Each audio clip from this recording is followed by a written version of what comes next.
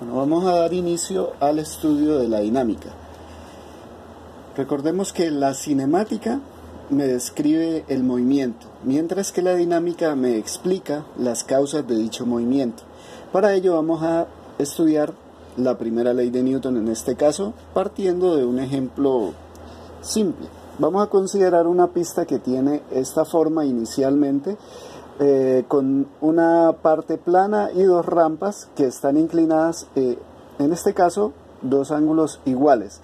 Yo lanzo una bolita en esta pista sin fricción desde una altura h en el lado izquierdo y ella se viene por la rampa, pasa por aquí hasta que llega al lado derecho, a la rampa del lado derecho, y alcanza la misma altura h. ¿Esto por qué sucedería? Porque estamos considerando que no hay fricción. En el caso de que hubiese fricción, ¿qué pasaría? Pues que la bola simplemente viene y sube a una altura menor a h, luego se devuelve aquí a una altura todavía menor, luego se devuelve a una altura menor y sucesivamente hasta que finalmente se detiene. ¿Pero a causa de qué? De que ha estado perdiendo energía por causa de las fuerzas de rozamiento. Bueno, aquí simplemente estamos considerando el caso idealizado, es decir, que vamos a garantizar que ella llega hasta una altura h, que es igual a la altura desde la cual salió de la rampa del lado izquierdo. ¿Qué pasaría en el caso en que yo disminuya este ángulo beta comparado con el ángulo alfa? Es decir, este sería el segundo caso, en el cual yo hago la rampa de acá menos inclinada y suelto nuevamente la bolita desde el lado izquierdo a una altura, desde una altura h. Entonces ella vendrá por aquí, hasta este punto va a ser exactamente igual a lo que sucedió en la pista de arriba, pero de aquí para allá ella va a empezar a buscar nuevamente alcanzar la altura h hasta que llegue a la altura h. ¿Qué diferencia hay entre estas dos? Pues que esta rampa va a tener que ser más larga, es decir, que en este caso la bolita va a tener que recorrer va a tener que recorrer una distancia más larga desde aquí hasta poder alcanzar su altura h. ¿Qué pasaría en el caso extremo? Bueno, en la medida en que yo empiece a disminuir cada vez más el beta, pues la rampa va a ser cada vez más larga, va a tener que ser más larga para poder que la bolita alcance su altura h. ¿Qué pasaría ya en el caso extremo en donde beta lo hago igual a 0? Pues que aquí ella seguiría buscando la altura h infinitamente, ¿sí? Entonces uno diría que nunca alcanza, en términos temporales, nunca alcanzaría la altura h, o en términos espaciales diríamos que alcanza esa altura en una distancia infinita. Bueno, de aquí vamos a considerar lo siguiente. Cuando la bolita empieza a moverse a lo largo de esta línea infinita, ella se va a mover con rapidez constante y sobre una línea recta, es decir, que va a tener un movimiento uniforme, o lo que es lo mismo, va a tener una velocidad constante.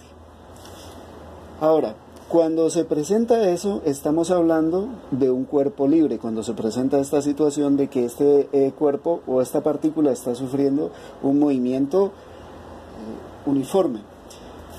¿Y cómo se caracteriza una partícula libre en términos de fuerzas?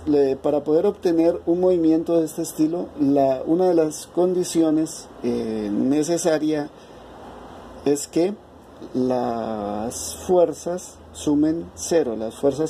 Todas las fuerzas que estén actuando sobre la partícula sumen 0.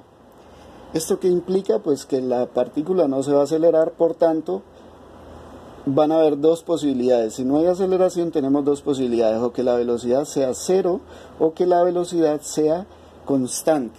Entonces, a partir de allí, uno define una partícula libre o un cuerpo libre de la siguiente manera. Una partícula libre, es decir, la que no está sujeta a ninguna interacción, se mueve con velocidad constante, sin aceleración. Podemos también decir que la partícula libre se mueve en línea recta con rapidez constante, o bien está en reposo, que son las dos condiciones que estamos definiendo aquí. Por otra parte, podemos, en términos de esta definición, expresar la primera ley de Newton de la siguiente manera: todo objeto continúa en su estado de reposo o de movimiento uniforme en línea recta, a menos que sea obligado a cambiar ese estado por fuerzas que actúen sobre él.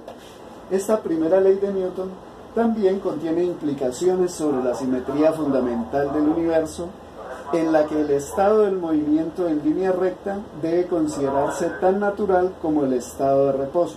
Si un objeto está en estado de reposo con respecto a un marco de referencia, parecerá estar moviéndose en línea recta para un observador que se está moviendo igualmente en línea recta con respecto del objeto.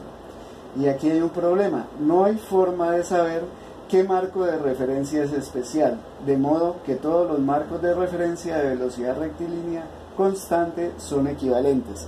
A esto se le conoce en física como el principio de equivalencia.